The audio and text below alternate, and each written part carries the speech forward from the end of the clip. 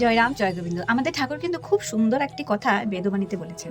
সেটা হলো বলেছেন, সংসার তরণ করিতে একমাত্র ভক্তি শ্রদ্ধাই পরম সেতু। জগতে একমাত্র ধর্মই সত্য, অসার আত্মীয়তা পথের পরিচয় মাত্র জানিবে। সংসার তরণ করিতে মানে এই যে আমরা সংসার ধর্মে এসেছি, সেটা পার করার জন্য আমাদের কিন্তু ভক্তি আর শ্রদ্ধা এটাই হলো ব্রিজের কাজ করবে, মানে সেতুর কাজ করবে। যদি আমরা সংসারে এসে ভক্তি শ্রদ্ধা রাখি ঠাকুরের প্রতি আর সেইভাবেই কাজ করি, তাহলে কিন্তু সেটাই সেতু হবে ভগবানের কাছে পৌঁছানো। আর জগতে একমাত্র ধর্মই সত্য। ধর্ম বলতে শাস্ত্রসম্মত যে কাজ, সেগুলিকে ধর্ম বলা হয়। এখানে কোনো হিন্দু, মুসলিম, শিখ, বৌদ্ধ এগুলোর কথা কিন্তু বলা হয়নি। অসার আত্মীয়তা পথের পরিচয় মাত্র জানবেন।